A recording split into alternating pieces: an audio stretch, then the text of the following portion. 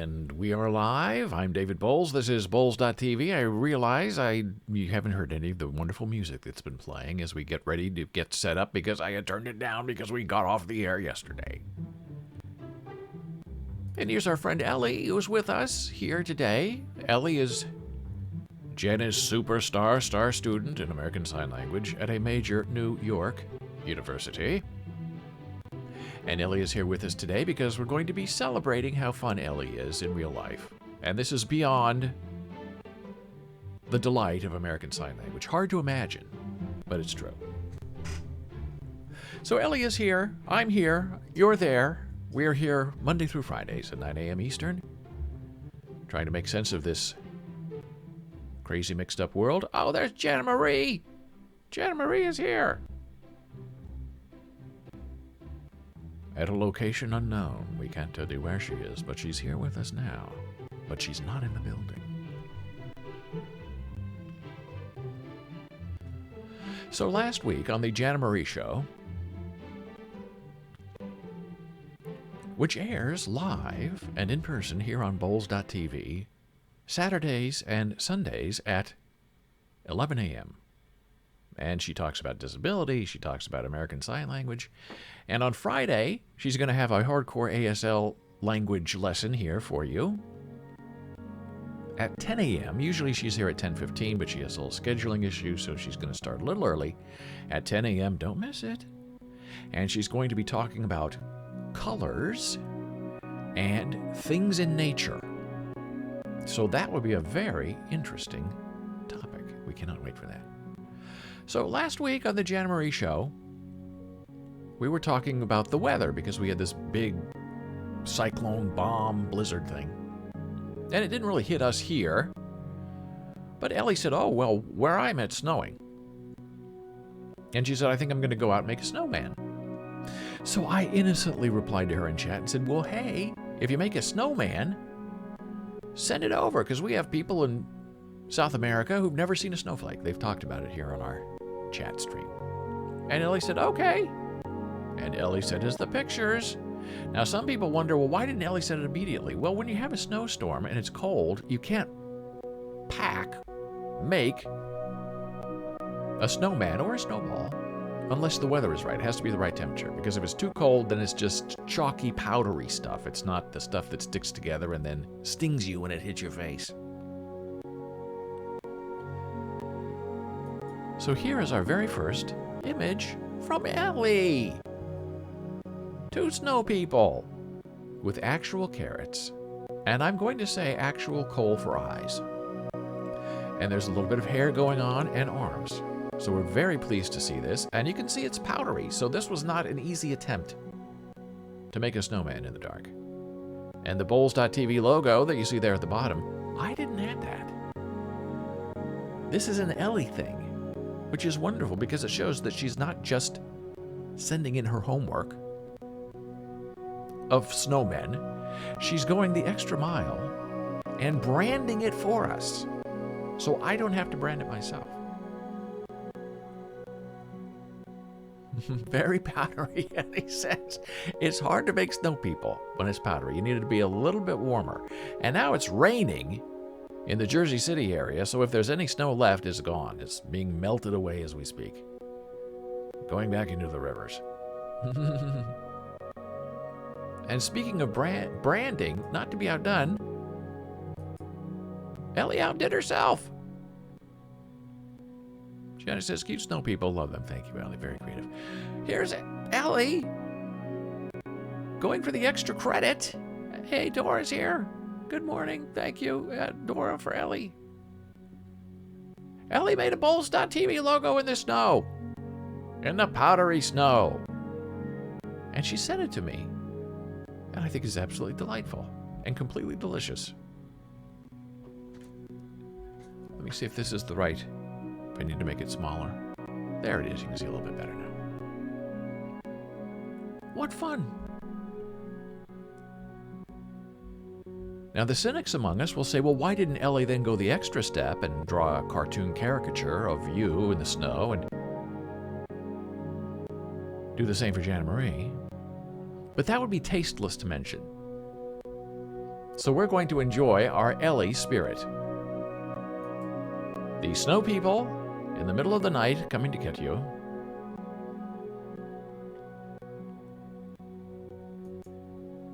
And our wonderful Boles.tv logo, which I think is just delightful. And she even got the dot in there, if you notice, which is very hard, especially when you have to spell it out for closed captions because the caption thing doesn't quite get Boles right. B-O-L-E-S dot, period, T and a V.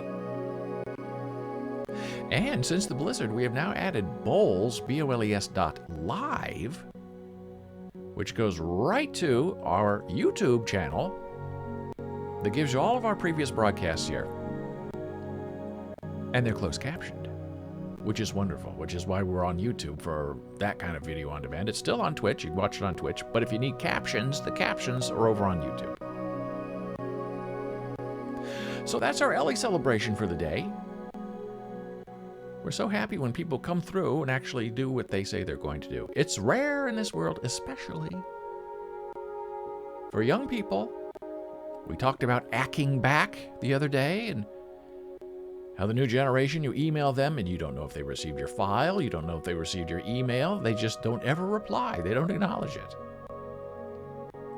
And there was a time where, at the beginning of the internet,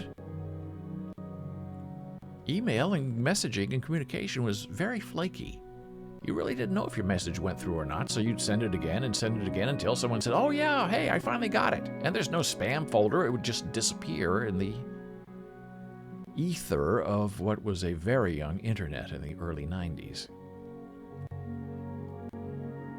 And the highest praise that I can give Ellie is that she acts back. A-C-K, acts back.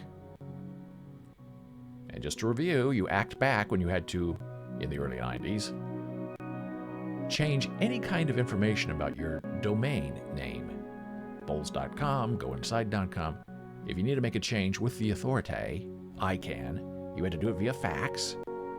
And when you were approving these changes that you wanted to make, you would write in a box ACK, which meant I approve. And then you'd fax that back, and then it would take them 2 weeks to process the change. Now you just go online, go into your account, and change things as you want to, and you're done. Everything's fine. So thank you so much, Ellie. That's the reason you're an A student. And she's young. She's a freshman. And she's already on top of her game. The only way to go from here is down. No, I mean up. Just kidding. What else is in the news? This popped up today. Twitter, which used to be the place where you go say a quick little thing. Yes, Ellie, we love the photos. Thank you so much. I sent them to Jana the second they arrived. And she was so happy. And I was happy. I've been on Ellie High since yesterday afternoon. Now, Twitter used to be the place where you just go and say one thing and then leave, and then it would cause an outrage, and people would go on and on and on and on. Now, Twitter wants to be, I guess, more like Medium. See you, Jana Marie. Thank you for stopping by and saying hi to Ellie.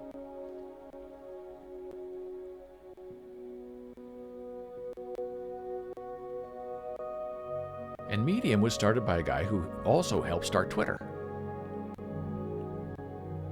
So this is kind of weird. But does anybody want to read a long article on Twitter? I don't know. Now, maybe they're going to charge you for it, or they're going to make it exclusive to Twitter Blue only users. I don't know. But that's in the news. Now we have to talk just very briefly, and I don't even want to talk about this at all, about this masked singer thing that you see going on. I find it sort of unbearable. And I don't even watch The Masked Singer and Rudy Giuliani and Sarah Palin, but this is a little bit of the background. I don't watch The Masked Singer because of Jenny McCarthy. She is an avowed anti-vaxxer. Okay, Ellie, thank you for stopping in. Glad to celebrate you. Have fun in class. It's raining, bring your umbrella.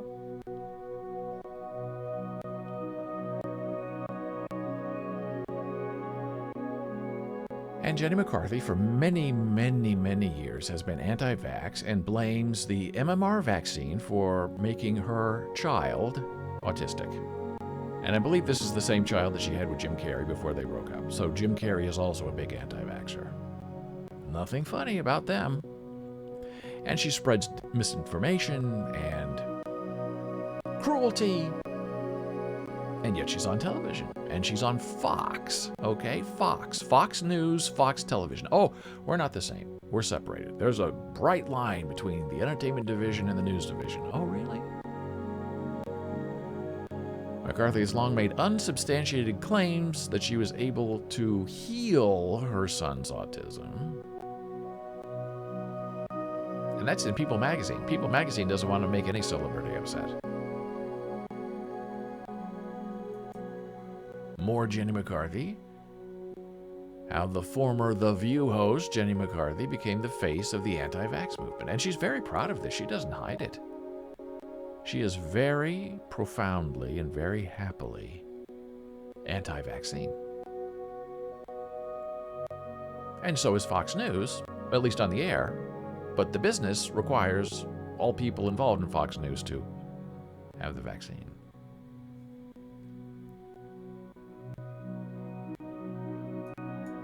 And here's a very interesting story from Rolling Stone, saying, hey, here are 17 anti-vax celebrities, just so you know who they are. Jessica Biel, Kristen Cavallari, Alicia Silverstone, Mia Bialik is another one, Jenny McCarthy, Jim Carrey,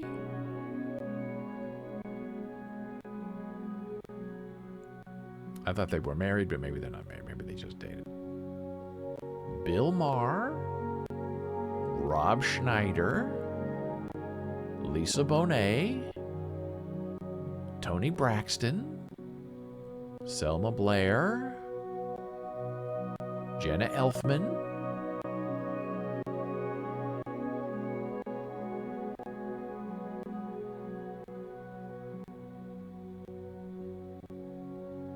Charlie Sheen, Robert De Niro, Kat Von D, Donald Trump. So that's the history of The Masked Singer and why I don't want to watch it and why I have no interest in it at all. But all over the news today, they're talking about Rudy Giuliani and how during a taping of the show, he was one of the Masked Singers. And Robin Thicke and Ken Jeong got up and walked off the stage in disgust. Now, the problem with that is there are no surprises in television, especially not something like The Masked Singer. All of the celebrities know who the people are before they get on stage. You cannot hide the secret. And you know this because they're all bad actors, and they look at each other, oh, who could it be, who could it be, who could it be? Oh, we don't know, we'll guess. It's all staged, it's all scripted. All reality television is scripted and planned and recorded and redone over and over and over and over again. So this fake outrage from Robin Thicke and Ken Jeong is just that, ridiculous. It's all a PR play. I believe it's a resurrection attempt by Rudy Giuliani and Fox News to make him wholesome, make him fun. How could he cause an insurrection with Donald Trump in America? Rudy Giuliani is singing like a masked pig or whatever. We don't know what his mask is because the show's not airing until March. But all the hype's out there right now. Oh, look out, Rudy Giuliani. How can you believe it? Fox News, Fox Entertainment. Blurring the line. Not a bright line anymore. A blurring of the line.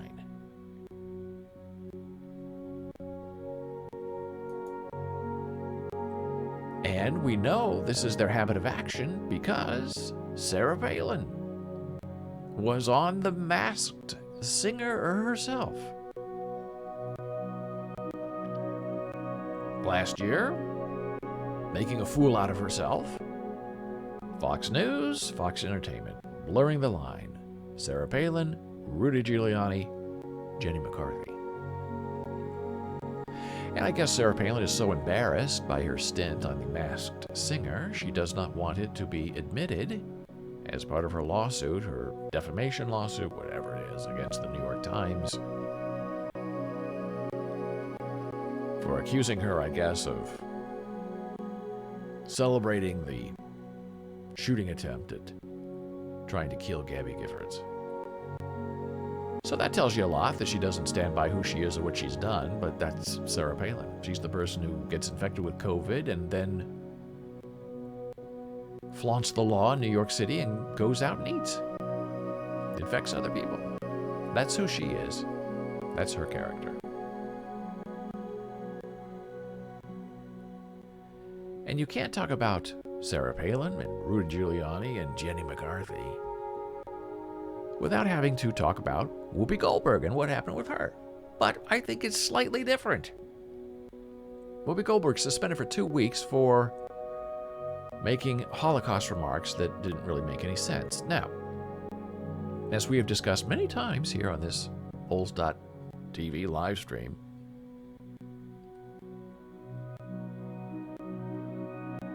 you can't get angry with somebody for not knowing something. And a lot of people do, especially young people trying to work with and teach other young people.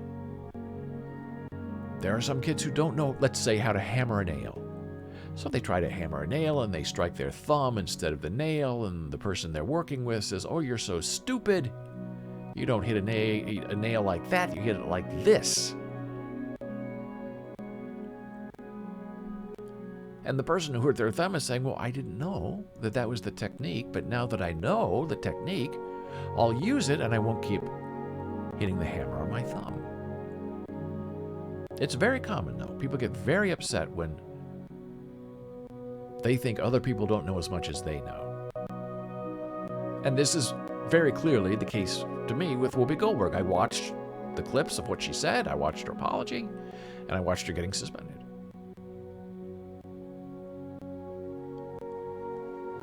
And Whoopi Goldberg said that the Holocaust was not about race. Race, she said, is about skin color. And she's right. When you talk about the census, when you talk about demographics, race is skin color, period. She's right about that. But what she didn't know, and what a lot of people don't know, is that some, not all, maybe a majority, but not all, of Jewish people believe they are a Jewish race. That is not necessarily really based on skin color, but based on a religious belief. Now that can confuse anybody.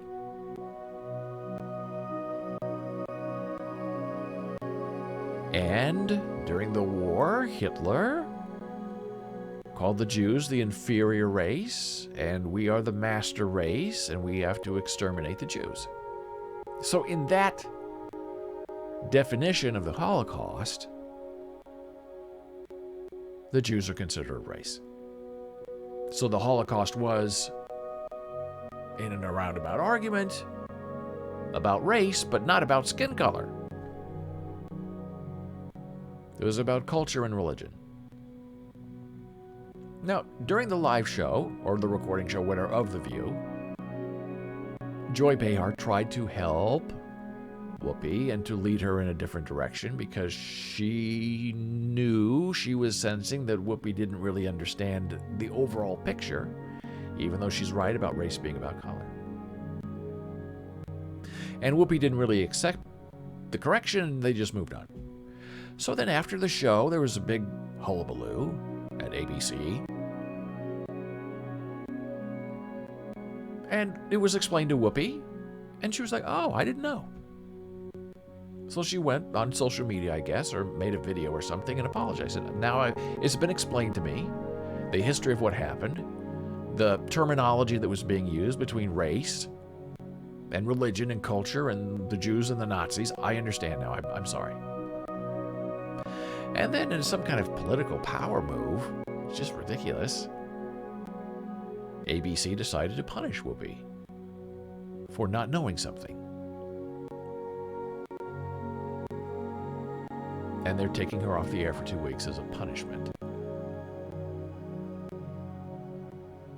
And the people in the Jewish community who are upset with Whoopi think that ABC went too far. I said, why are you... She didn't know. Now she knows. She admits she was wrong. She won't do it again. Why are you kicking her off the air for 2 weeks? Because it makes you look good, makes you look tough. Tough on the liberals. Teach them a lesson. That's what it sounds like. But you can't give Whoopi a total, complete pass on the Holocaust unless you also have to realize what and how she did when she was dating Ted Danson. Ted Danson put on blackface, I guess to celebrate the roast of Whoopi Goldberg. And they were dating at the time, Ted and Whoopi. And nobody liked this. To this day, Ted Danson cannot live this moment down. To this day, nobody can explain why in the world Ted Danson would put on blackface and perform. And Whoopi did her best to try to defend Ted.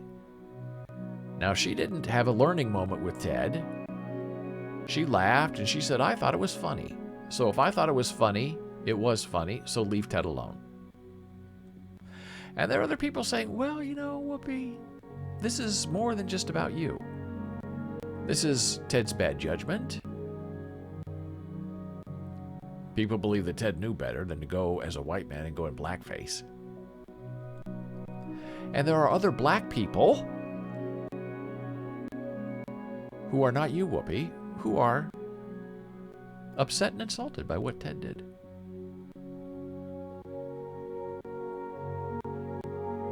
And I don't know if Whoopi ever bought into that.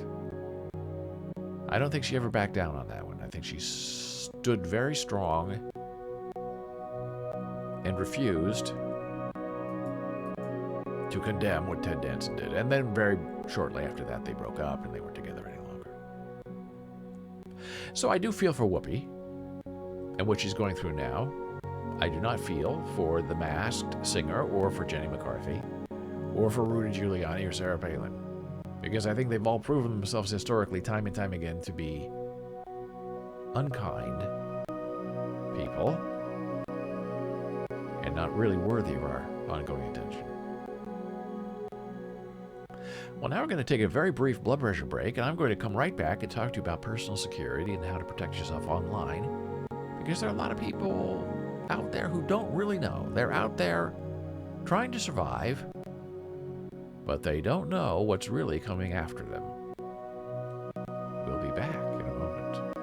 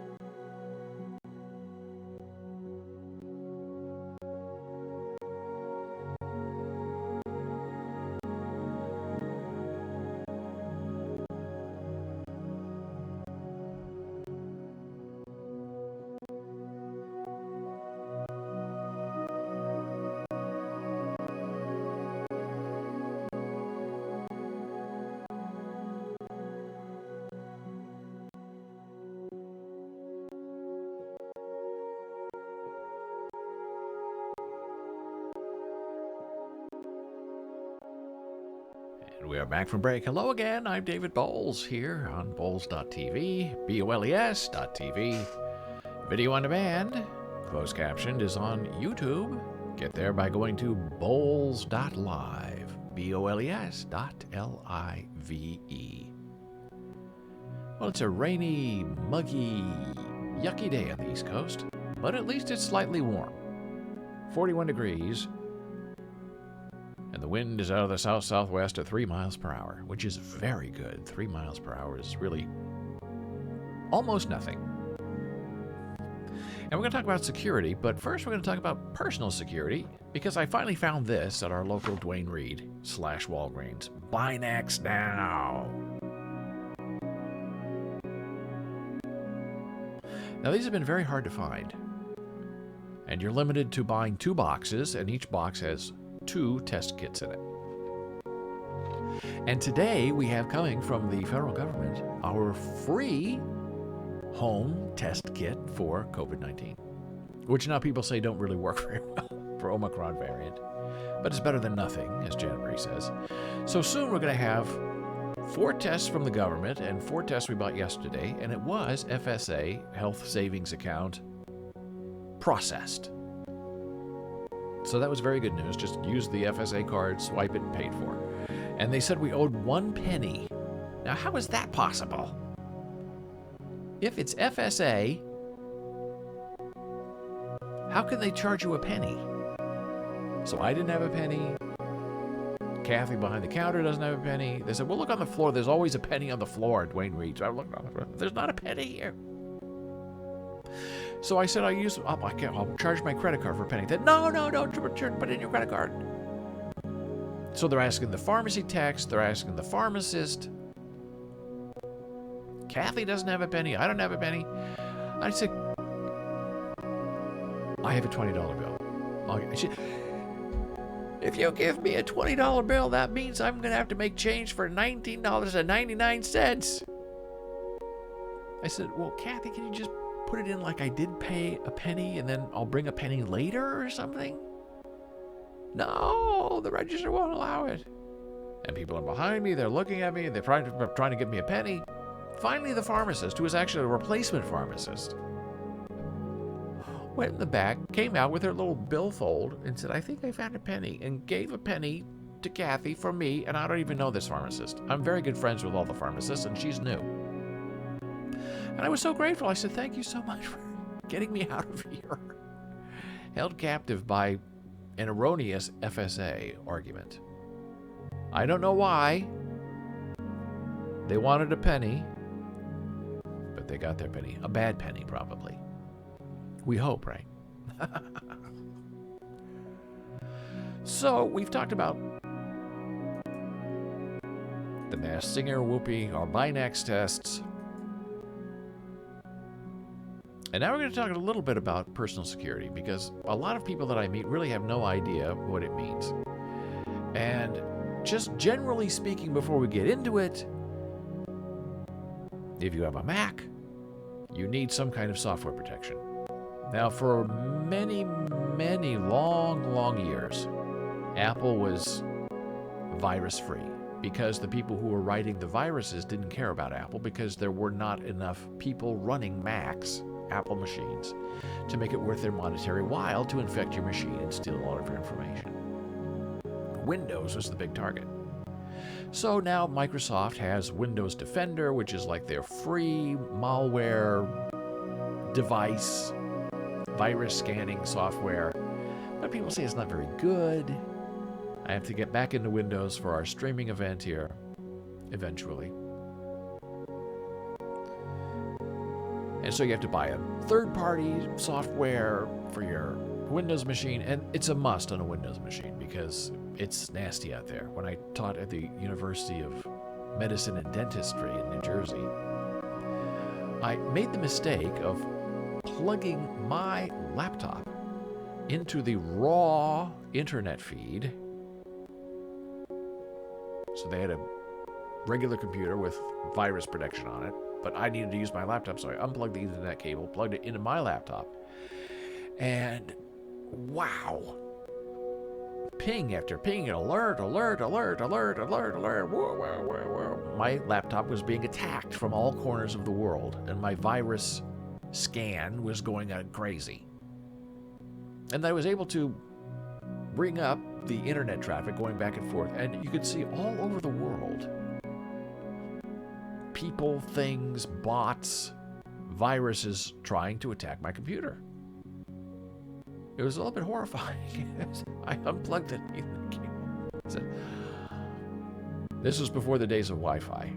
Everything was an internet cable. So I said, I think I'll wait till I get home to do this. That was a lesson learned. And it didn't seem to affect my computer. When I was on for the 30 seconds, my antivirus worked. Well, now there's a rise in people with infected Macs. And these viruses are getting more sophisticated. Where they call home, they infect your computer, you click on something, they're on your computer, they put advertising. And Apple kind of has a native thing where every time you reboot your machine, it cleans everything out. And now it's not being cleaned out, so you have to get software protection, virus protection on your Mac as well. Artis was using free software on your computer. And they say for your iPhone, your Google phone, you need to have some kind of virus protection as well. I'm not sure about that, though. I don't know how that would work. But as I understand it, one of the best antivirus protectors for Mac computers is Malwarebytes. So I'm going to check that out today. And I guess the reason is Apple, the bad guys are figuring out that Apple people stereotypically have a lot of money because the machines are very expensive. They're probably into crypto, so they want to steal all your Bitcoin and your Ethereum. And sometimes they just do it for kicks. Let's just see what we can crash today. Let's see what we can burn down for fun. Because we are fun people.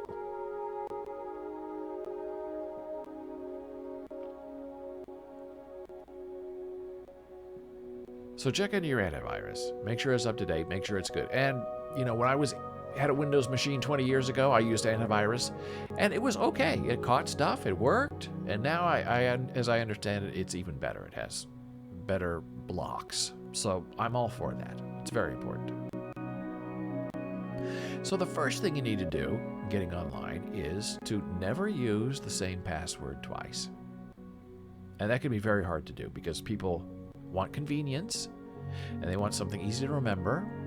And if they can remember one thing across all their machines, then they're very happy. And across all their bank accounts and personal information. The problem is if someone breaks into your computer and they get your one password that you use for your bank and use for your retirement system. Any free software, okay. Sorry, I accidentally sent before I finished typing. I use my phone for everything, PC for work only. Well, that's good. I'm sure your work PC is protected somehow. I know that Jana Marie's is protected by her work. And it seems to be invisible. It used to be the thing on virus software was that slowed down your computer because it wouldn't let you do anything because it had to scan everything first. And if you tried to play an online game, it would block you from going out because they thought that you were trying to connect to some rogue site. Yes, that's true. Thank you, Dora.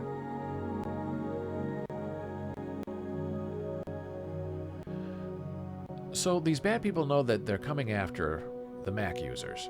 So don't use your same password in more than one place. And the easiest way to create a good password is something like saying, I always love the internet.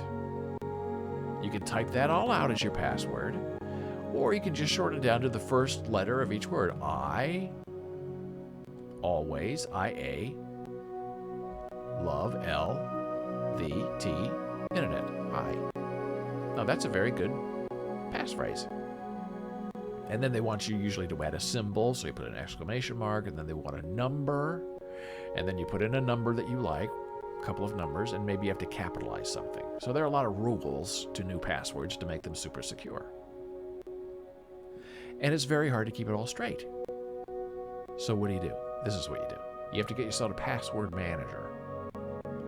And there are lots of them out there, but this is the one I've been using for a long time now. And they're also moving into business now. 1Password. I'll put the link in chat.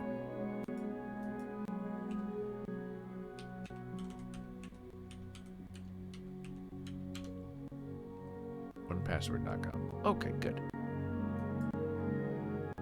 And then moving into big business, because that's going to be the new wave for this company, because they want big businesses with lots of employees to use shared passwords that are very, very secure. But they also have a family plan, which is what we have, and you can set up different vaults for different people in your family, or for different places, different events. And what this does is it stores all of your passwords very securely on the internet. Now, some people don't like that. The hardcore security people want it all local, which is fine. I'm fine with being on the internet. And it holds all of your passwords for all of your websites. And then you unlock 1Password with the master password.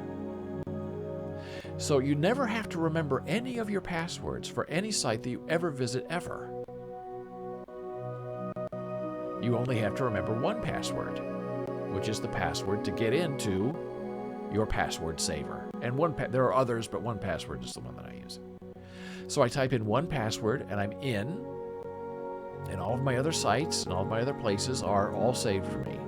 And on iOS, my Apple phone, when I have to log in, 1Password pops up, I click on it, it auto-fills my username and password, and I'm in. And using it online with my Chrome browser, I have a plug-in that when I go to a website, a banking website, a news website, it says, do you want us to fill this in? I click on it, fill it in. So I never have to even look at a password. And it will create passwords for you. And then store it in the 1Password. So that's an absolute must. And the hard thing is you can never write down a password on a piece of paper, because that gets stolen, it gets lost, people will figure out what it goes to. And it makes it hard to share a password, because they say, well, do you have, like, let's say you have a wife of 33 years. What is the password to get into this website? Well, I can't give it to you. What do you mean you can't give it to me? Send it in iMessage. Well, I can't, because it's not secure. Well, write it down for me. And I said, I'm not writing it down for you. I'll burn the paper and eat it. Just write it down. I'm not writing it down. It's 32 characters long. So what do? You say, well, my love, open up 1Password on your phone, type in your password, and what you need is right there. You can do a search, and it will pop it up for you. Okay. So it does work.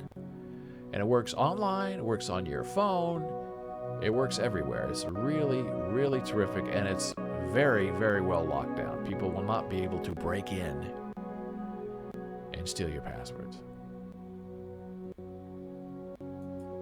Now, if you have banking accounts and you've closed them, make sure that they are absolutely closed.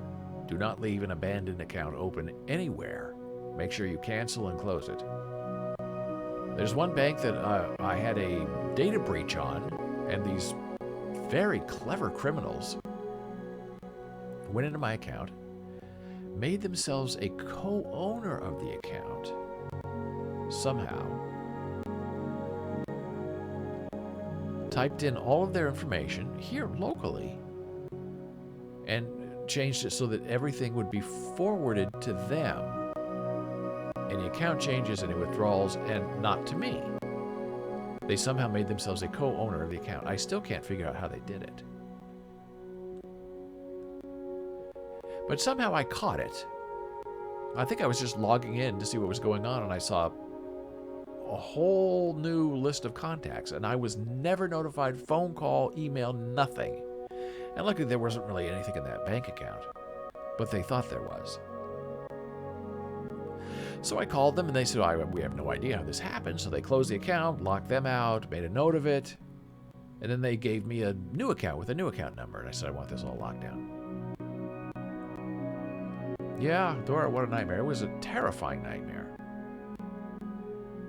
And that's when I locked everything down. I locked down the IRS. I locked down all of our banks, a lot of credit reports. Everything was frozen, which is another thing I'm going to recommend you do.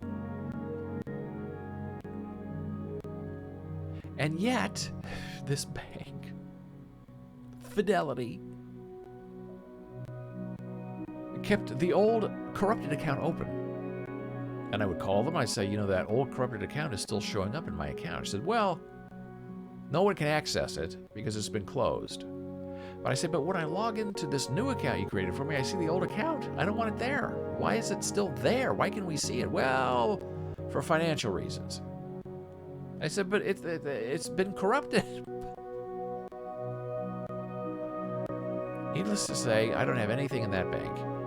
And everything's still open. They won't close the open account because it's connected to the canceled account.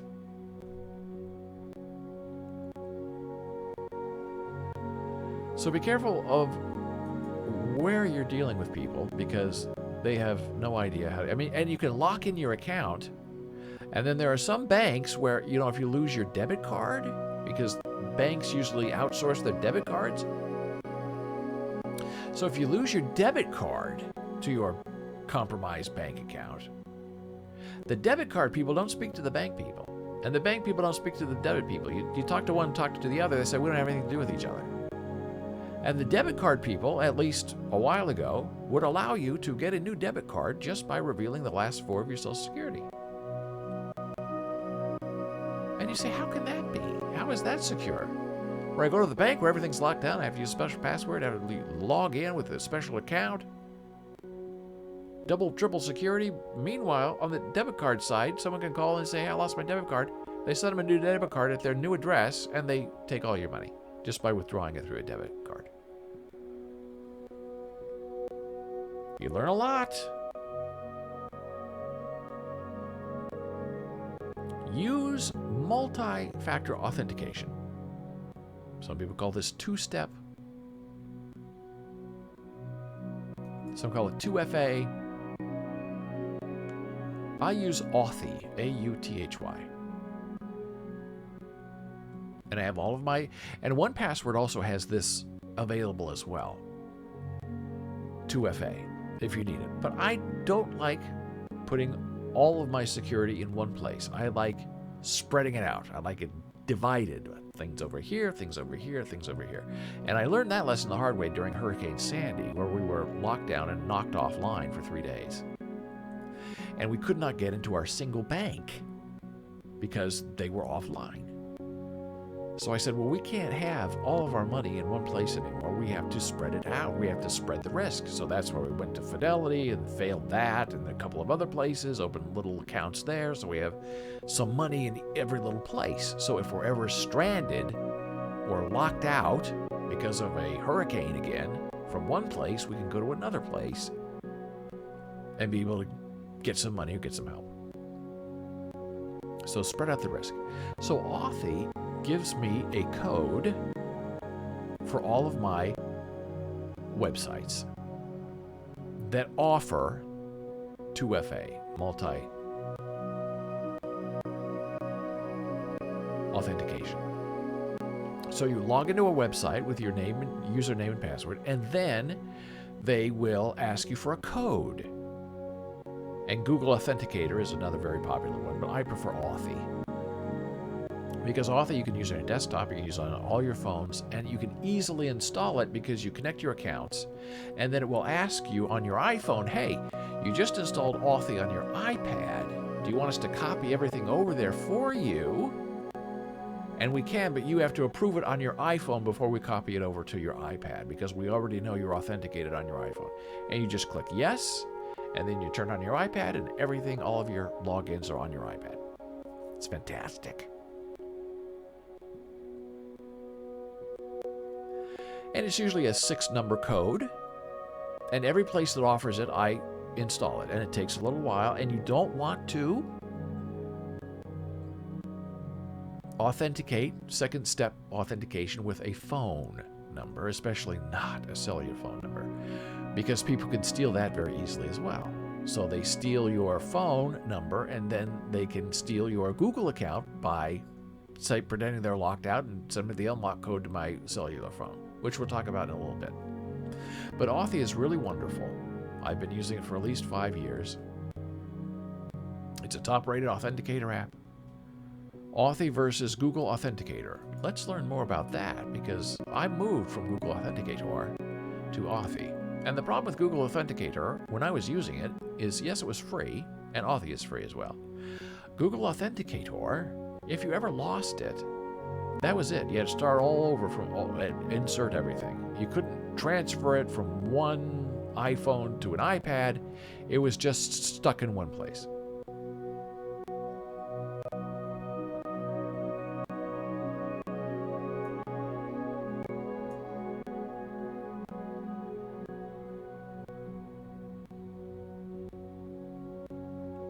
Anyone use Google Authenticator? What do you use?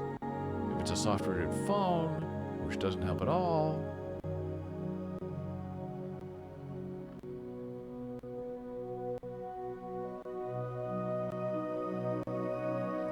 You can use Authy anywhere you can use Google Authenticator. It's just that so many sites only include Google Authenticator in their 2FA instructions, not the capabilities. So here you go. Google Authenticator lacks multi-device support. With Authy's multi-device functionality, which I told you about, approving on your iPhone to allow it to use your iPad, automatically sync to any new device you authorize, and if a device is lost or stolen or retired, you can deauthorize it from any authorized device just as quickly. I've used that over and over again, and it's very simple and very secure. Since Authy is available for Android and iOS mobile devices and for Windows, Apple Watch, and even your desktop, you can use Authy to stay protected from all devices simultaneously. Google Authenticator users are tied to one device. Very true. So if you want to register a new phone or a tablet, Google Authenticator automatically unregisters your current device. Now, some feel that having tokens on multiple devices is risky, so if you fall into that camp, please note Authy has made this feature optional and you can disable it at any time.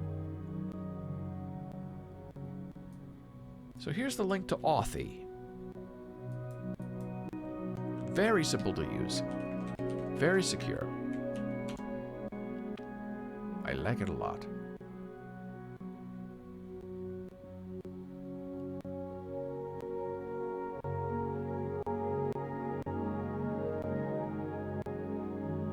Oh, and we have a lot more to go on our personal security thing. So what I'm going to do before we get into our next step is take a very brief break. We will continue in a moment.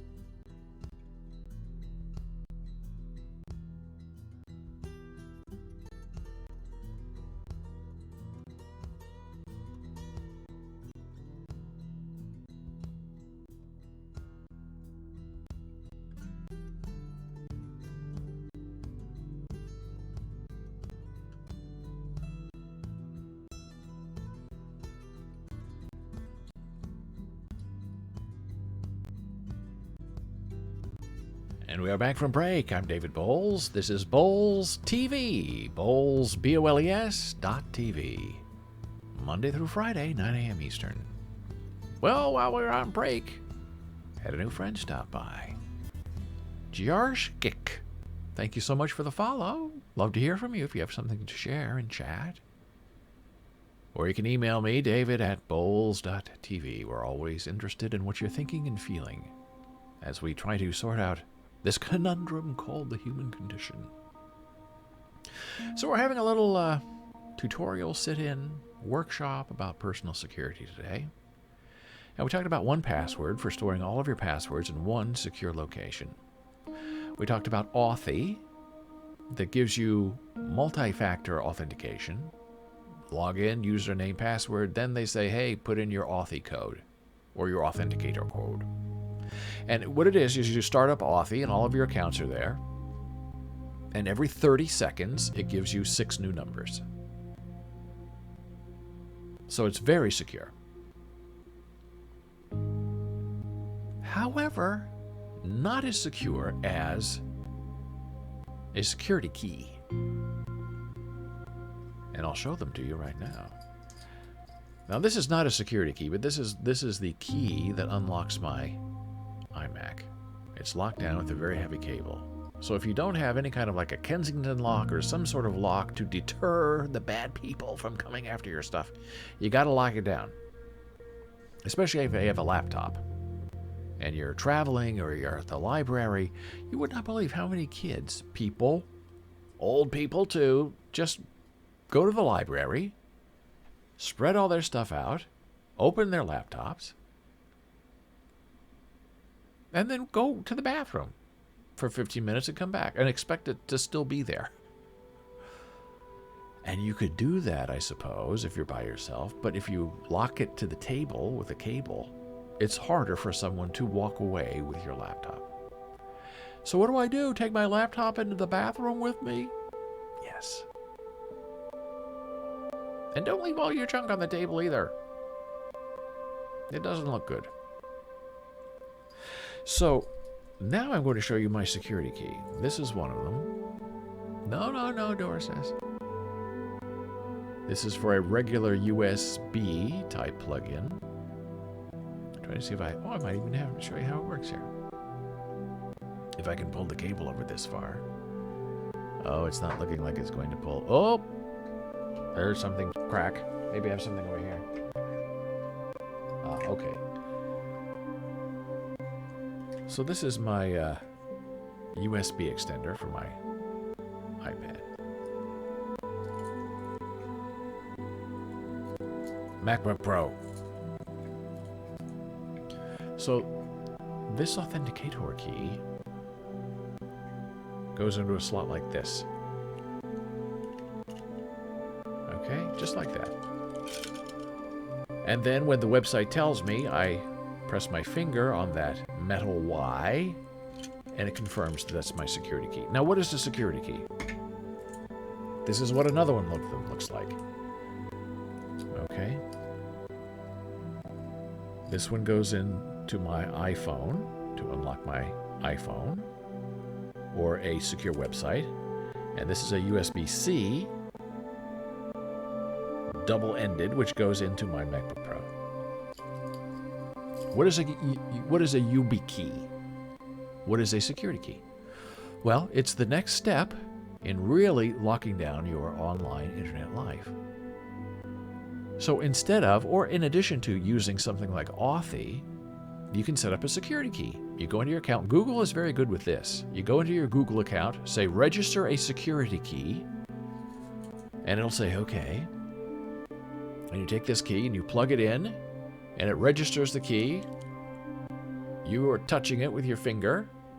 It's not reading your finger, it's just a human touch. And it registers that key. And the next time you try to log on to the Google, if it's been a certain amount of time, it'll say, please insert your security key to identify you as the owner of the account. And it works very well and very fast. So you don't have to remember a number. You don't have to worry about having your password stored on 1Password. You don't have to worry about using Authy. You can just authenticate yourself with a security key. And this is the one that I like. And there are all kinds of brands. There's Titan. I think Google has their own security key called Titan. But this is the one I use. Yubico. They can be expensive. But if you buy in bulk, it's not that expensive. So Jen Marie has her security keys. I have my security keys. Now, if you lose your keys and someone knows enough about your account to get in, I think these accounts always require a password. So this is considered second factor security. Then they can just very easily get in and they're in because it's a physical key. But only you have the key. Only you can control who gets in. If someone has some sort of access to an Authy-like authenticator, then they can use that as well.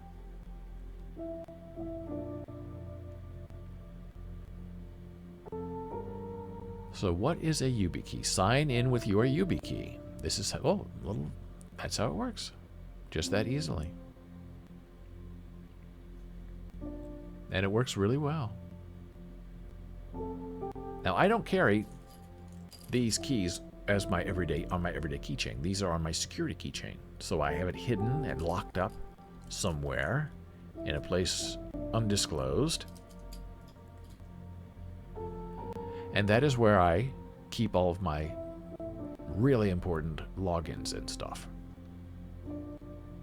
And if I'm on the road, then that goes with me in a secure location as well. And you can see there are all different sizes of these YubiKeys, depending on what kind of machine you have. Some of them are very tiny. The one all the way that you see on the right is a USB-C, and it just permanently stays in your laptop. And you just touch the very teeny top of it to authenticate. Very fast, very efficient. Now, if you're worried about people doing that while you're in the bathroom, then you just pull it out and put it in your pocket. But if you're using it every day, you just want to be secure generally, then it's just right there. Now, how much does a YubiKey cost? Well, let's take a look. They're not so cheap anymore, but that's the price you pay for living in an insecure world. Bestseller, this is the one I just showed you, the one I use for my Google. This one is $45. And it's solid state. It's not delicate in any way. There's NFC, near field communication, which means you kind of just wave it like a wand over your iPhone or your computer if it has NFC enabled. There's the YubiKey 5CI, which I just showed you, which is the double danger with USB-C on one end and the Thunderbolt, I guess, thing for your iPhone on the other. $70. The Nano. This one you use at the very bottom for on your computer, on your laptop. Very small, very hard to see. $60. I actually have one of those. I'm not even paying attention to my own security lesson.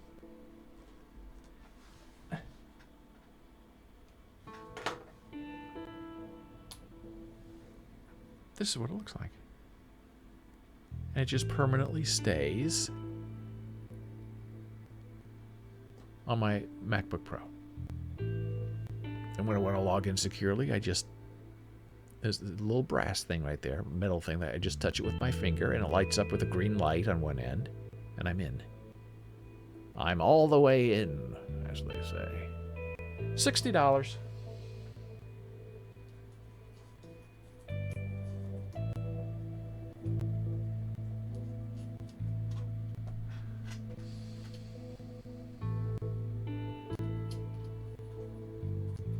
Putting it back is a whole other thing.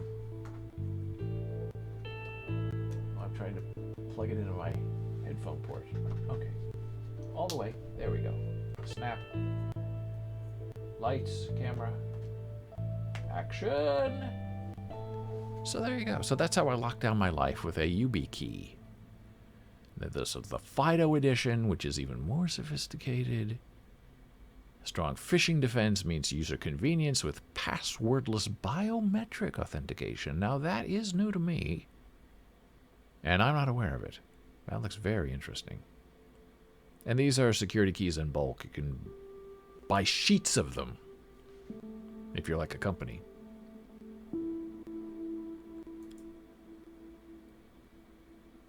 Now I'm intrigued by this biometric thing.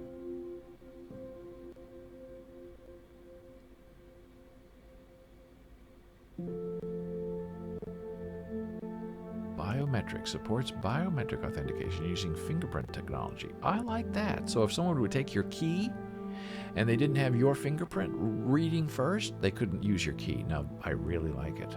That's new. I didn't know about it until just now. It's durable, it's portable, it's battery-free, securely manufactured. Very important. If you're going to buy a YubiKey, buy it directly from YubiKey. Don't buy it from a third-party seller like Amazon, because you don't know if someone purchased it and sent it back and they resent it to you. Well, that's interesting. I'm going to have to go back and visit that. So if someone sends you an email that you don't recognize with a link, don't click on it. We've talked about that before. Always make sure your software is up to date. Check it often, because sometimes it fixes bugs and a lot of times it fixes security issues. Just this week, we got an alert that we had to update our Apple Watch, Series 5 and above. And we asked, what is it for? What does it do? Oh, we can't tell you that. Just make sure you do it right away. And the week before, we had, when Apple releases an update, usually a security update, it's for everything. It's for your Mac, it's for your iPad, it's for your phone, it's for your Apple TV, it's for your Apple Watch. You do them all at one time. It takes all day. But yesterday, or 2 days ago, this is only an emergency update for your Apple Watch only. Please install as soon as possible. So we did, and we don't know what was changed. We didn't find anything new or interesting, but at least we did the update. So always, if a company tells you to update something, they're not doing it out of speculation. They're doing it because there's something very specific online. Some kind of threat. Don't overshare, which I probably have several times during this conversation. I've revealed that I use 1Password. I've revealed that I use Authy. I've revealed that I use YubiKey. I've revealed that Fidelity does not lock down their debit cards. I've revealed everything. Don't do that. Don't share stuff online. And there are some functions, like with Google. If you're an administrator on your domain with Google, you can say, if somebody types in their social security number in that pattern, refuse to send it.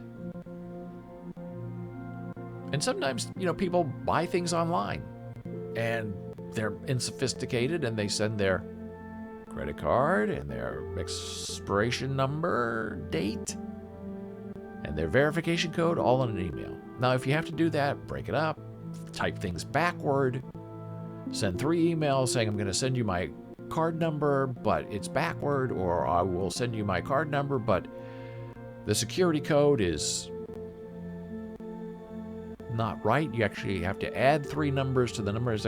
There are ways you can protect yourself if the other person you're dealing with is not very sophisticated and you trust that person. But if you're dealing with people you don't know, don't send them any information. Nobody wants to know what's going on. Did I not show you the YubiKey? Oh, I don't think I showed you any of the YubiKey. I've been talking about it. So this is the biometric version. This is what I was previously talking about, with the NFC and the 5 key. I'll leave this up.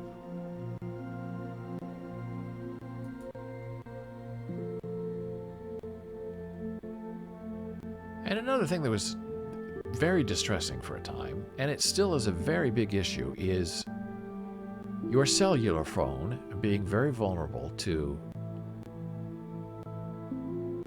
SMS, which is not secure, and doing SIM swaps. Somebody calls your cellular company, pretends to be you, they have just enough information on you to get into your account. They say, I lost my SIM card, can you please give me a new one? And then once they have control of your phone, even if you try to get it back, it's going to take 3 to 5 days. They can log into your accounts. They can try to reset all of your passwords. It's a big problem. And even if you lock down your cellular phone with codes and do not transfer and I want an identity pin, these pros who try to steal your stuff, they are very good experts. They know how to get in there and get you. And sometimes they're dealing with customer service people that they've paid off, or dealing with a rogue cellular shop that is open to corruption. And then you're stuck. You have no way out. What are you going to do?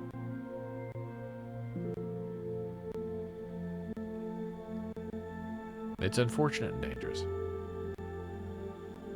But you need to lock down your cellular phone. Some have apps where you can do it. You can put in a special PIN. You can say do not transfer out. And whatever you do as a second form of protection for logging into an account, do not use your cellular phone. I prefer to use my Google Voice number because it's not a real phone. It's a VoIP, VoIP. And if I have my Google account locked down, which I have it locked down very hard from many different angles, people can't really do a SIM swap because there's no SIM to swap in a Google number. However, some companies are now saying, well, we don't allow you to use VoIP because it's too easily, I guess, to fake it.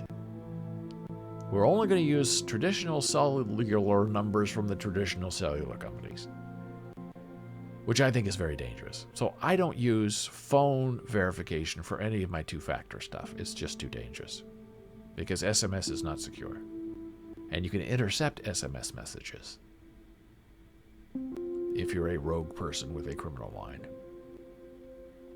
Make sure all of your credit reports are locked down and frozen, especially if you're not seeking new credit. There's no reason to keep your credit reports open so anyone can just either pretend to be you and get a credit card in your name or their name. But it also helps just random inquiries from people who are checking up on you. Now, it's a little bit of a hassle to unlock all of your credit reports so they're frozen, but it's much easier in the last few years to do it either online with a passphrase or via your phone. All the major credit reporting companies now have apps that you can download, and most of them work where you can set it up and freeze your account and unfreeze your account. And they used to charge you $5 for it, but now I don't believe they can. And you can say, unlock my credit report for 1 day or 2 days or a week if you're like trying to get a mortgage or you're applying for a credit card, and then it goes right back into frozen lock mode. So do that if you can. And the final thing in personal security is just always have a backup of whatever you're doing. I have a special SSD drive that is encrypted that holds copies of important documents or files or images that I want to save forever. I securely upload and save all of my stuff to my Google Drive, which is very large, as well as OneDrive from Microsoft, which comes with my Microsoft Office subscription. And I also use iCloud. So important stuff I put in different places because you never know with these cloud stuff what's going to work and what's not going to work. But from a backup point of view, they do a better backup probably than you could do at home. Now, some people don't like putting anything important in the cloud. They like having a private hard drive at home that they can copy stuff to, a RAID controller that they can use. But if something happens to that drive that you have in your home, how are you going to get your stuff back? It'll be gone forever. So have it on your home drive and maybe have it online somewhere that you trust. Proton Mail that we've talked about here before is a very good email system, private, run by a very good group of people. out of Switzerland. And they now have Proton Drive. It's not very much storage space, but it's very secure. And it's just another nice little place where you can plop important things that you know that you need multiple copies of in case something happens to one copy. Spread out the risk.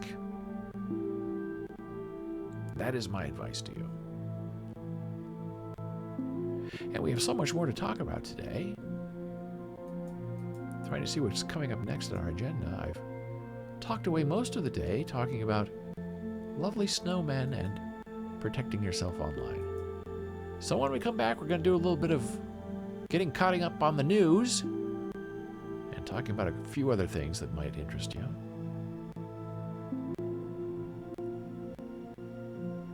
And now we're going to take our final blood pressure break of the day. I'll be back in a second.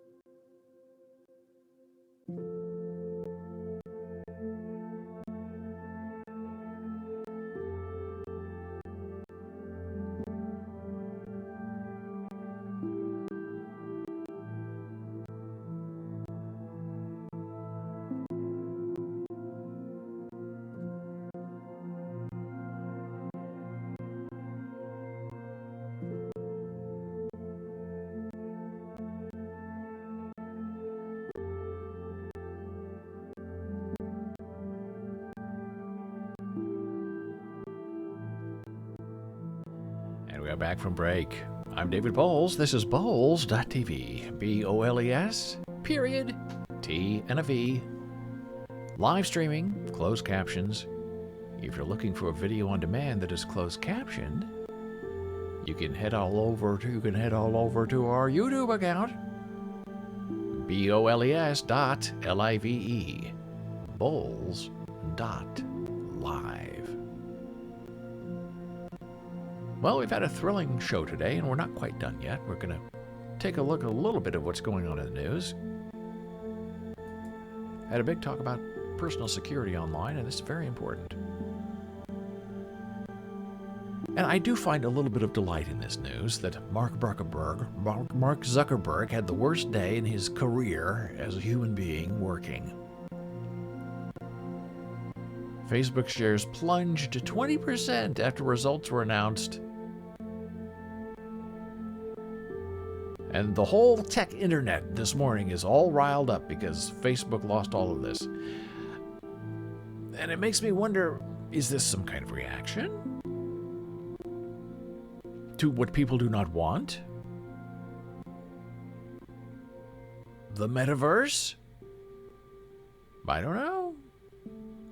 The company said it expected revenue growth to slow in the coming quarter, partly because users were spending less time on its more lucrative services. Facebook also cited inflation as a weight on advertiser spending. The user base in the US and Canada, two of the company's most profitable markets, has stagnated in recent years, the results show. However, I read yesterday that Instagram now has 2 billion daily users of that service, which is magnifyingly shocking. And then I also read that TikTok is way up. TikTok is doing very well. If you're not HepCat, you're not on TikTok. I am not on TikTok. Boles TV is on TikTok, but there's not much there. We're always taught when you make a video, go this way. So you get the full panorama, the beautiful. But TikTok is this way. Everything's up and down. So if you do a live stream that's this way, and then you want to put a clip of your live stream on TikTok, you have to use software that makes your live stream go this way. So instead of me looking where I'm talking, it's me looking down and the topic's up here. It doesn't really look very good. And you can't read the text anyway. It's very confusing. But TikTok is stealing, I guess, all of Facebook's ad revenue, because that's where all the kids are. All the kids and the wannabe kids are now on TikTok and no longer on Facebook. And Facebook's going to try to win them all back in the metaverse by spending $10 billion to give them a second life and a third life online. And it just chills me that they say, oh yeah, you can go and play on the metaverse and you can also work there too. Who wants to go to work in the metaverse? But I hear the companies are now starting their customer service training in the metaverse. You go and you do your UPS truck training in the metaverse, and then you come and work in person. Dora is saying, aw, I hope you're okay. Also in the news, Omicron. Now this is also another thing that's terrifying me. Denmark has said we're done with this COVID-19 coronavirus. No more restrictions, no more masks, forget vaccine mandates. We've had enough, we've seen enough. We're out.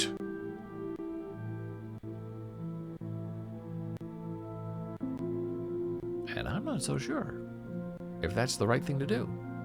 And here's a very interesting article that says Omicron is not the end of this. This will not be the last variant. So the next variant will have its own characteristics. That explains it, yes. Facebook versus TikTok. Refuse to download TikTok. Yeah, TikTok's not my thing. And Instagram is not my thing either, and neither is Facebook. So I guess I'm just old and cranky. And I try to keep up, I try to get on, I try to have fun. Probably 2 years late to live streaming. But you keep going forward.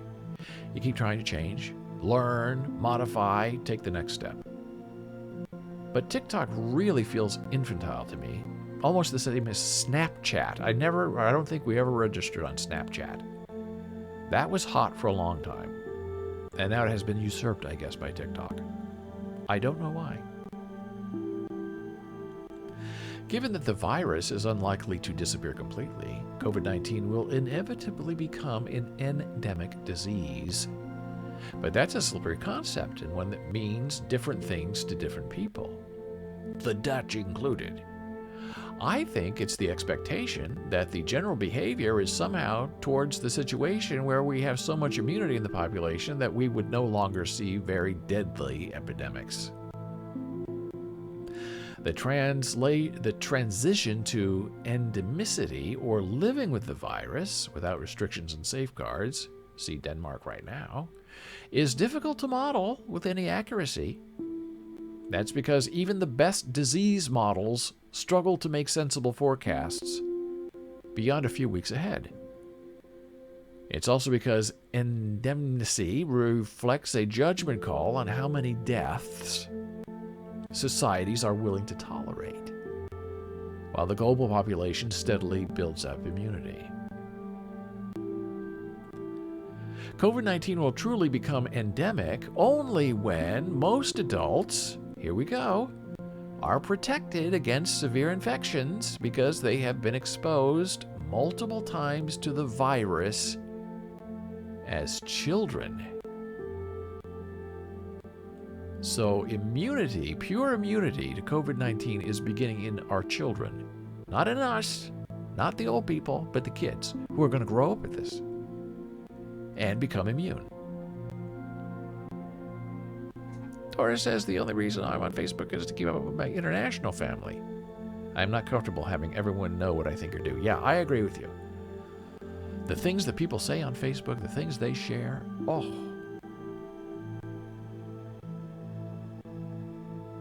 I think it's why people now are so comfortable being rude and crude to each other in person, because they've been that way for many, many years on Facebook, and they're used to it now. So I use Facebook as my business page to share information. I think I have 4 friends on Facebook, and they're all Jana Marie's friends. I'm not interested in connecting with anybody, family, anything on Facebook. You can pick up the phone, you can email me, but I'm not going to go on Facebook and talk about things where people can see it. Or Facebook and watch everything you say and data analyze you for their metaverse. Have been exposed multiple times to the virus as children, and so have developed natural immunity. That will take decades, and it means many older people today who were not exposed as children will remain vulnerable and might need continued vaccinations. That's me. I will take every vaccination you have. I hope there's an Omicron vaccination because I would get it tomorrow. And the strategy has its flaws. Some of those exposed as children will develop long COVID. Well, that's the problem. You get infected as a kid, and like polio and measles, smallpox, it's going to follow you for the rest of your life. So there's a risk. I remember it used to be when you were a kid in a big family. Then one kid got chicken pox. The mother and the father would say, everybody get in the same bed. You're all going to have chicken pox at the same time. We're going to get rid of this. You're all going to have it. And sometimes they do that in schools too. They'd have chicken pox parties. Now, I know that there are some families who have COVID parties. Bring the whole family over. Johnny has it. Let Johnny give it to all of you, then we'll all get healthy together. And it doesn't work. Chicken pox and COVID are different things.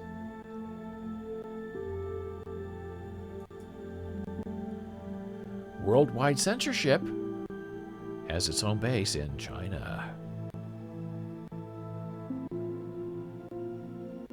We now have a first report calling out China, Russia, Turkey, Vietnam, and India, and Indonesia. The lovely India, oh no, as places where censorship, government censorship, is most rampant. Unlike dealing with other nations, the report puts aside a separate chapter to explore the role, especially of the Chinese communist regime, in misconduct online. In the censorship-related indexes used in the report, China consistently rated as having one of the highest levels of censorship across all sectors.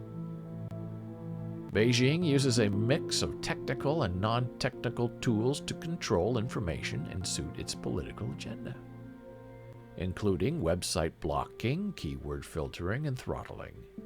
I have a feeling Boles.tv is now permanently banned in China for this report.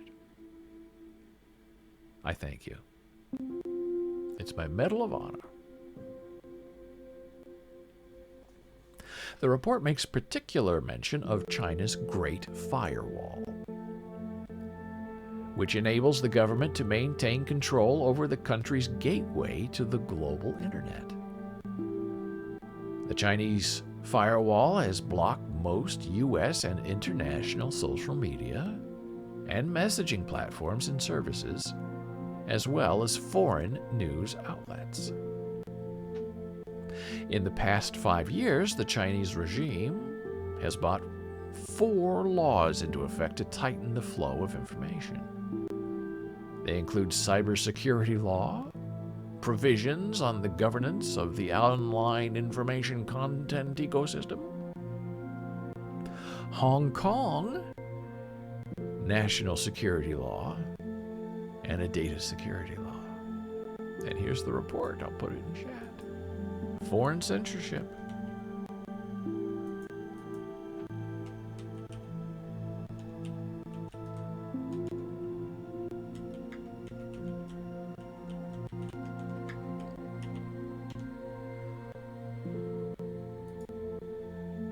And it's very well done. 240 pages. We're not going to look at the whole thing, but there was some table of contents that looked really interesting. Let's see if I can find it. Here we go. The executive summary. The evolution of censorship policies and practices over the past 5 years is key in foreign markets, and the elements that entail extraterritorial censorship and the roles of government and non-government actors in implementation and enforcement of practices. So what is censorship? Well, it's defined in various ways. For the purpose of this investigation, based on the letter from the Committee to Commission, censorship is defined as the prohibition or suppression of speech or other forms of communication, which you would think everyone would want, but I guess free speech is dangerous to tyrants and authoritarians. But we already know that, I guess. And finally today, I guess we'll stop. We didn't get to our food thing or Tom Brady or meat or our banned burned book segments, but we'll save that for tomorrow. But we'll finish with the Year of the Tiger. Just started. It's very interesting. Chinese culture is completely fascinating to me. And the take on the Year of the Tiger has always held powerful significance in Chinese culture. In Chinese mythology, the tiger is called upon by the Jade Emperor, the ruler of heaven, to exorcise demons. The purging of evil can be applied societally as well, symbolizing the relatively positive shift from, hey, here they go, pandemic to endemic. So you take an old thing, like the Chinese Year of the Tiger, and you apply it to today. I love Chinese culture. I do too, Dora. And I'll share you a story about that in a minute. Given its status as a guardian, the tiger embodies archetypal characteristics of not only courage, but also bravery. Interesting, we love Chinese culture, but we don't like Chinese censorship. Are they the one or the same? So the new year could also symbolize resilience and strength, even in times of struggle. This can be interpreted in the context of pandemic-fueled racism toward the Asian American community. A compilation of hate crime data published Monday showed that anti-Asian hate crimes increased by 339% last year, compared to the year before, with some major cities, including New York, San Francisco, and Los Angeles, as other cities surpassing their record numbers in 2020. For this year, what better mascot can we have than a tiger, in terms of showing courage and ferocity and fierceness in combating anti-Asian hate? The tiger in and of itself can be a great mascot for fighting back, for stopping the violence, because that's what a tiger does. There were demons on Earth that were violent and causing destruction, causing a lot of harm, and the Jade Emperor called on the tiger to go down and defeat them, and he did. The whole kind of movement of life, movement of the planet, it's continuous. You might wake up one day, and morning would be the best time for you to do a certain thing, like, say, get married. The whole goal is to maximize the energy of the universe in order to maximize your own potential health and well-being. And Dora says, yes, I feel a little guilty due to censorship. I do too. And I love Asian culture. I love the Chinese culture. And Chinese numerology is very interesting. Oh, by the way, when I was born in my year, doing this Chinese zodiac thing, I discovered that I was born under the sign of a fire wood dragon, which I'm told is a very big thing. So I feel very special about that. Not the year of the rooster or the year of the tiger, but of the fire wood dragon.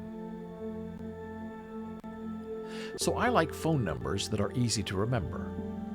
I'm very particular about my phone numbers. If I can't get the one I like, I get a different one or I buy one. You can buy phone numbers on the internet.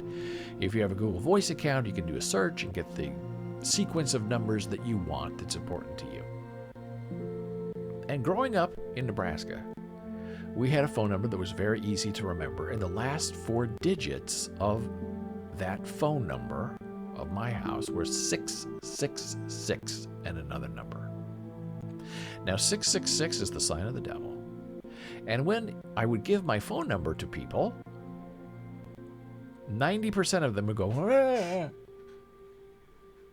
666? Why wouldn't you change your phone number? What's wrong with you? I talked to my mother about it, and she's not superstitious, doesn't believe any of that. And she said, oh, come on. But it was very interesting because you'd tell people your phone number, and you knew right away if they were cool or if they were very uptight. And the very uptight people didn't even want to dial your phone number because they would not put 666 into the phone pad. So I would have to call them. Oh, Dora is a ram, goat, sheep. Love that. I love doing the research. And you have to be very careful because the Chinese zodiac calendar is very different from the American calendar. So you have to look at the date and the year and when the year actually begins. So I grew up all of my life having 666 as part of my phone number. So when I moved to New York, I was very lucky to get a phone number that had as an ending 4444. And there were 2 other 4s in the beginning of the phone number. And we would often get a delivery from a Chinese place that had delicious Chinese food right next door. And soon there was this older gentleman with glasses and a hat who would come and deliver. And we always gave a good tip, so I thought he was older, the owner of the place or something, but he always wanted, I think, the tip. And every time I would open the door, he'd be there. And he would look at me and say, lucky, lucky number. And he would give me my food, and I would say, okay, thank you. And I would take my food. Next day, next week, 2 weeks, lucky, lucky number. Give me my food. And he wasn't saying it admirably. He was saying it with suspicion in his eyes.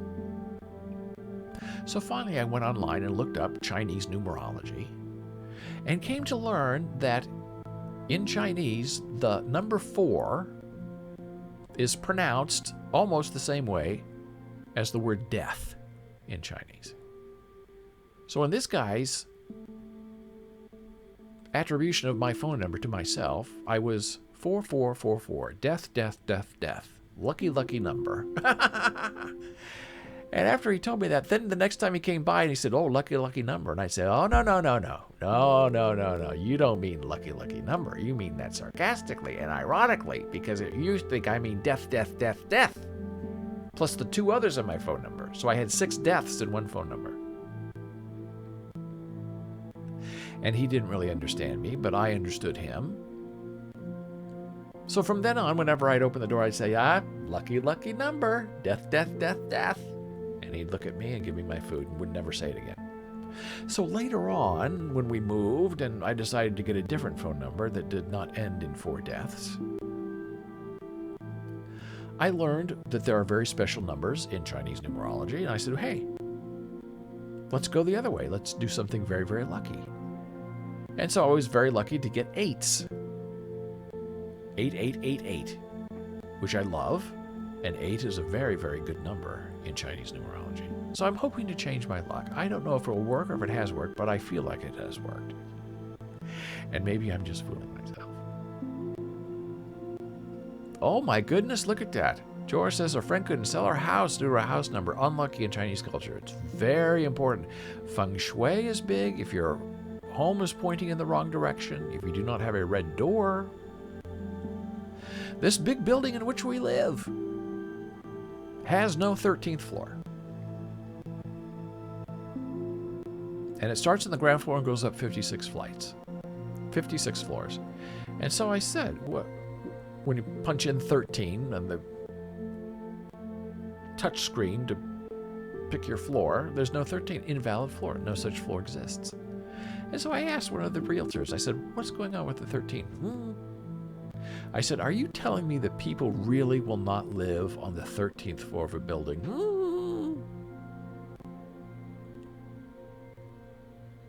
I said, well, the 14th floor is really the 13th floor. If you go, if you count them. I said, do people on the 14th floor realize that they're really living on the 13th floor? I was so surprised that people are so superstitious. And the new building that's taller than this one, 772 floors, 76 floors, whatever it is. There's no 13th floor. So I guess if you just skip it, then it doesn't exist. If you don't call something evil, if you don't label it 13th floor, then it's not a thing. But if you think about it, you're really living one floor below where you really are living. So the 14 becomes the 13. Oh, Dora worked on the 14th floor. That explains bad luck. And I guess this is very common in buildings. They will not have a 13th floor. They will not have an apartment with a 1-3 in it. Now, I said to the realtor, I said, well, what about the 4th floor? Because that's the death floor, right? What about floor 44? That's death floor. And they looked at me like, what are you talking about? You're insane. You sound really stupid. I'll live on the 13th floor. Just give it all to myself. I'm happy to do it. 13, 13, 13. That can be my apartment number.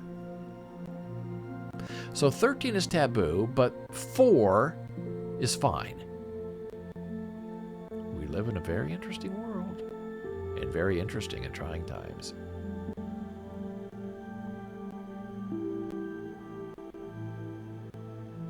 So I've had a wonderful show, learned a lot, shared a lot. I'm so happy to have you with me today. Back tomorrow, Friday, 9 a.m. Jana Marie is here at 10 with a short little hardcore ASL lesson in colors and nature. Sounds very interesting. And then her show is also Saturday and Sunday at 11. You can email her your questions about deafness and disability, jana@boles.tv. You can email me, david@boles.tv. On TikTok, we're barely there, but we are Boles TV. Once we get it figured out, we'll try to put more stuff up there. On Instagram, we are Boles Books. On Facebook, we are just BOLES, Boles. Our Discord server is David Boles, and here's a link to it. And on YouTube, VOD equals Boles.live. Oh, and we forgot to ask the 8 ball something. Will it rain tomorrow? We'll ask the 8 ball, the magic 8 ball. 8 ball. Will it rain tomorrow? And the magic 8 ball says, no recommendation available. Try again later. You old buckaroo. Okay, I will. So if you have any questions or comments, get in touch. Let me know. Otherwise, have a lovely rest of your day. Sleep well. Wake up full of joy and sunshine. It's the only way to fly. I'll see you tomorrow.